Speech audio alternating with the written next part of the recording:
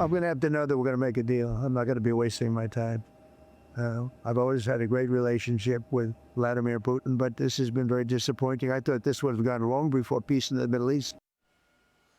And that's President Trump on Air Force One on Saturday, again saying that he's not going to waste time meeting with Vladimir Putin unless a deal to end the war in Ukraine is likely.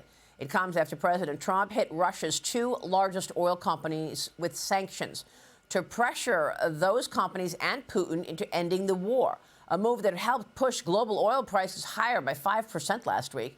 Ukrainian President Zelensky is still calling for new sanctions against Russia and its allies after a weekend drone attack by Russia killed 3 people and injured 31, including 6 children. Here's the president on potential additional sanctions. Watch.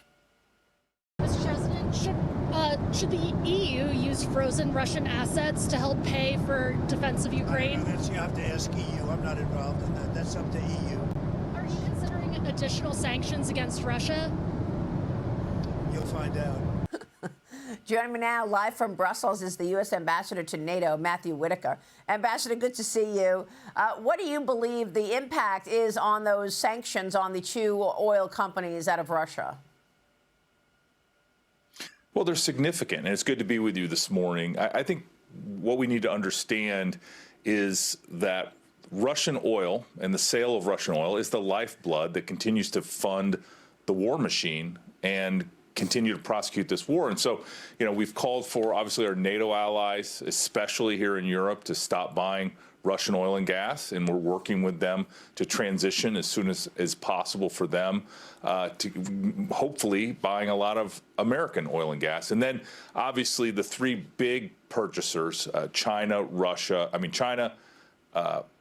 Turkey, Brazil, and especially India, they all need to wean themselves as well. And these 2 companies that are being sanctioned that I think are going to have a dramatic impact on the sale of Russian oil and gas. In fact, India and China have already started to change their behavior. So we're making good steps. And again, President Trump holds all the cards, and he's going to play them as he sees appropriate to bring this war to an end and end the killing. Yeah, but Ambassador, Putin and his top general are claiming that they've successfully tested a nuclear-powered cruise missile. The president reacted on Air Force One yesterday. Watch. They're not playing games with us. We're not playing games with them either. We test missiles all the time. I don't think it's an appropriate thing for Putin to be saying either, by the way. You ought to get the war ended. A war that should have taken 1 week is now in its soon 4th year. That's what you ought to do instead of testing missiles. The president says that he would like China to help him end the war in Ukraine, Ambassador. Senator Lindsey Graham is pushing for, quote-unquote, Russia Week on the Senate floor. He wants a vote on designating Russia as a state sponsor of terrorism because of the kidnapping of those children, the Ukrainian children, and a bill to impose 500% secondary tariffs on any country purchasing Russian oil or uranium. China and India is who he's referring to. Do you think there's any chance Xi Jinping would help the United States in terms of ending the war in Ukraine?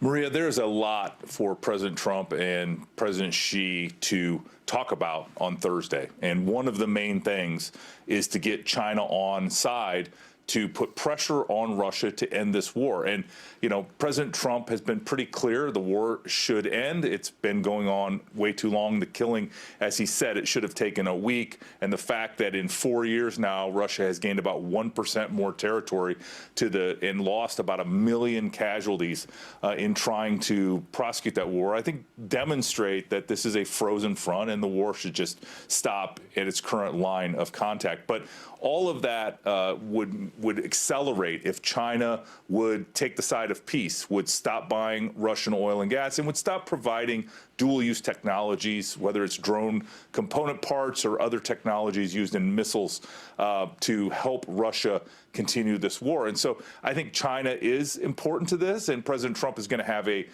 crucial conversation on a lot of topics, but I'm certain that this will be at the top of the list. Well, I think you make a great point. This very minuscule amount of land that Vladimir Putin has been able to gain, and look at all of the death and destruction that has been caused in these last 4 years. Meanwhile, President Trump continues to turn to tariffs and trade penalties as threats on anyone who goes against the U.S. He's talking now to Spain, threatening Spain with tariffs. Says he's unhappy with Madrid's refusal to raise defense spending to 5% of GDP, calling the move disrespectful to NATO, Ambassador. You've been watching and overseeing all of this as country after country have gone to 5% of their GDP thanks to President Trump. What's going on with Spain? Well, a couple thoughts on that. First of all, the good news is our NATO allies are responding and are dramatically increasing defense spending. But it also is having a ripple effect where some of our partners as well, like countries like Japan, South Korea, North and Australia, New Zealand, all are participating in this increasing defense spending. You know, Spain, we're working with very closely. They have a really hot economy. They've taken a lot of immigration from Central and South America, and that has juiced their economy.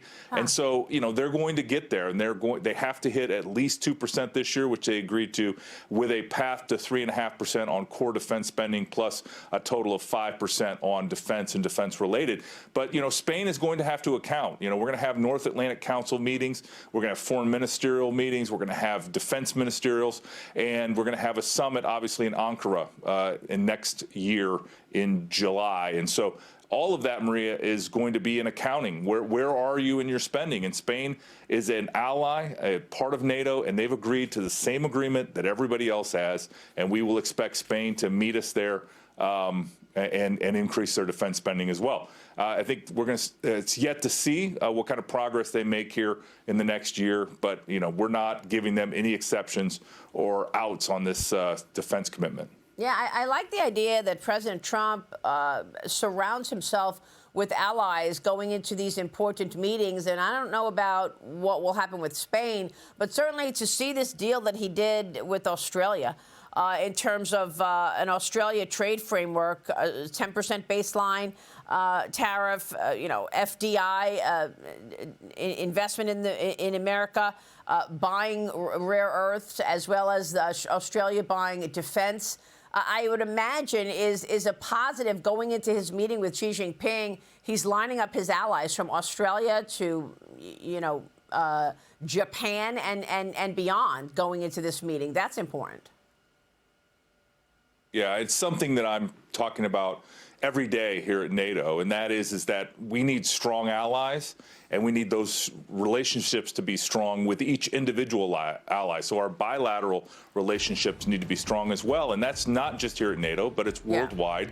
The United States is the best friend and ally any country can have, and we expect the same out of those that we do business with. And so the deal with Australia is huge, and we got many more deals both here in Europe and elsewhere that are going to make sure that the United States continues to be the world superpower. All right, Ambassador, good to talk with you. Thanks so much. We'll be watching Matthew Whitaker this morning in Brussels. Stay with us. We'll be right back.